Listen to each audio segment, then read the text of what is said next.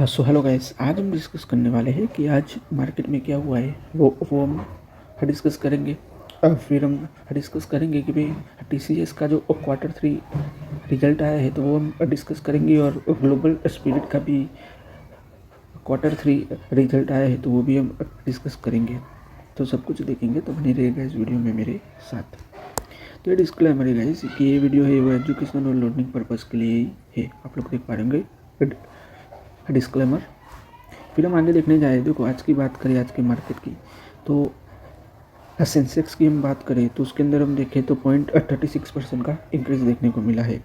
और निफ्टी 50 की बात करें तो उसके अंदर हम देखें तो 0.42% का इंक्रीज़ देखने को मिला है। और बीएससी मिड कैप की हम बात करें तो उसके अंदर 0.90% का डिक्रीज देखने को मिला है। तो ओवरऑल हम देखें तो मार्केट में अब परफॉर्मेंस तो अच्छा खासा दिख रहा है, बट ओवरऑल हम देखें तो देखो मार्केट में अनसर्टनिटी हुई है, वो बनी हुई है, यानी कि मार्केट में जो अनसर्टनिटी है तो वो तो बनी ही हुई है। तो वो क्यों बनी हुई है?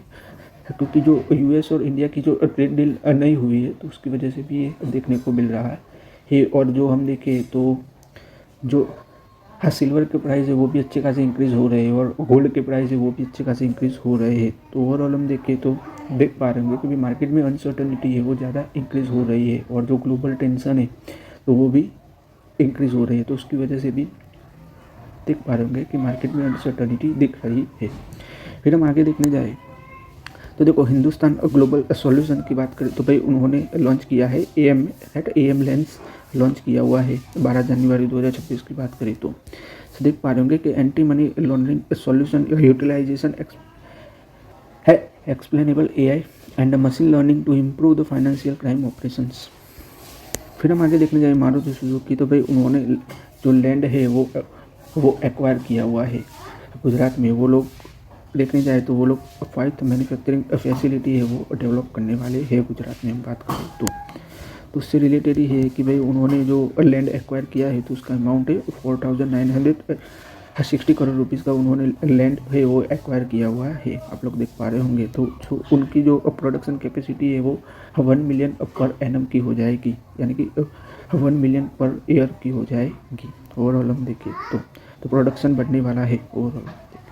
तो मारुति सुजुकी का देखें तो प्रोडक्शन ओवरऑल इंक्रीज होने वाला है। फिर हम देखो टाटा यानी कि हम हम आगे देखें तो देखो टीसीएस की बात करें क्वार्टर 3 रिजल्ट की, तो आप लोग देख पा रहे होंगे कि भी रेवेन्यू की बात करें तो रेवेन्यू में 49% का अच्छा खासा इंक्रीज देखने को मिल रहा है। तो रेवेन्यू कितना रहा है तो 67,087 करोड़ रुपीज़ रहा है। नेट प्रॉफिट की बात करें तो भी नेट प्रॉफिट में हम देखें तो 14% का डिक्रीज देखने को मिल रहा है नेट प्रॉफिट में। हम प्रीवियस ईयर से कंपेयर करने जाए राइट, तो नेट प्रॉफिट कितना रहा है तो 10,657 करोड़ रुपीज़ रहा है।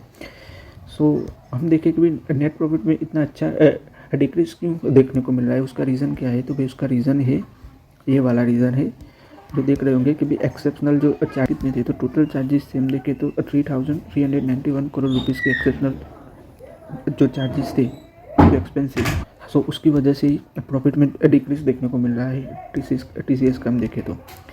फिर देखो हम देखें नेट प्रॉफिट की बात करें, देख पा रहे होंगे कि द एक्सक्लूडिंग एक्सेप्शनल आइटम्स की बात करें, यानी कि ये सब निकालने के बाद हम देखें तो देख पा रहे होंगे कि 8.5% का ईयर ओवर ईयर इंक्रीज देखने को मिल रहा है नेट प्रॉफिट की बात करें तो। फिर देखो अर्निंग पर शेयर देखिए हम तो देख पा रहे होंगे कि उसके अंदर भी डिक्रीज देखने को मिला है, तो वो रहा है कितना तो 29.45 रुपीज़ रहा है। फिर हम देखें ऑपरेटिंग मार्जिन, सो ऑपरेटिंग मार्जिन से वो 25.2% रहा है। और ऑर्डर बुक की बात करें ये वाले क्वार्टर की तो वो रहा है $9.3 बिलियन रहा है। फिर हम की बिजनेस की बात करें तो टीसीएस ने डिविडेंड डिक्लेयर किया हुआ है कि जो इंटरिम डिविडेंड थे तो वो रहा है 11 रुपये पर शेयर, और जो स्पेशल डिविडेंड है तो वो रहा है 46 रुपये पर शेयर। तो टोटल डिविडेंड हो जाता है 57 रुपये पर शेयर हो जाता है, आप लोग देख पा रहे हैं। सो हम देखें कि एआई सर्विस से टीसीएस का अच्छा खासा ग्रोथ देखने को मिल रहा है, यानी कि उससे रेवेन्यू अच्छा खासा आ रहा है। फिर हम देखें तो देख पा रहे होंगे कि सेगमेंट वाइज परफॉर्मेंस हम देखें तो देख पा रहे होंगे कि जो बैंकिंग सेक्टर है, फाइनेंशियल सेक्टर और जो इंश्योरेंस सेक्टर है तो उसके अंदर रेवेन्यू में उसका अच्छा खासा कंट्रीब्यूशन है, राइट। ए वाले सेक्टर से अच्छा खासा कंपनी को बिजनेस आ रहा है ओवरऑल हम देखें तो। हाँ, फिर देखो हम ग्लोबल स्पिरिट की हम बात करें, राइट, उसके Q3 की बात करें, Q3 26 के ग्लोबल स्पिरिट की, तो रेवेन्यू की बात करें हम तो देख पा रहे होंगे कि 938 करोड़ रुपीज़ का कंपनी का रेवेन्यू रहा है, कंसोलिडेट रेवेन्यू देखें। और प्रॉफिट की बात करें तो 30 करोड़ का कंपनी ने प्रॉफिट किया हुआ है। फिर हम कंपनी का EPS देखें कि अर्निंग पर शेयर देखें, 10.51 रुपीज़ रहा है।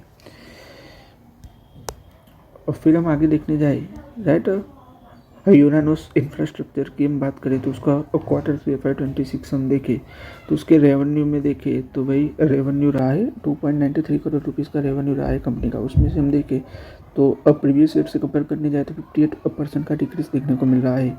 नेट प्रॉफिट की बात करें तो 0.25 करोड़ रुपीज़ का नेट प्रॉफिट रहा है।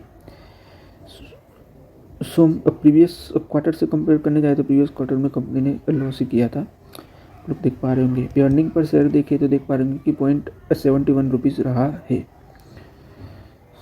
सो अर्निंग पर शेयर में भी अच्छा खासा डिक्रीज देखने को मिल रहा है। सो आज के इस वीडियो में गाइस हम यहीं तक रखते हैं। अगर आपको वीडियो अच्छा लगा हो तो लाइक शेयर और सब्सक्राइब कर दीजिएगा इस चैनल को। धन्यवाद ये वीडियो देखने के लिए।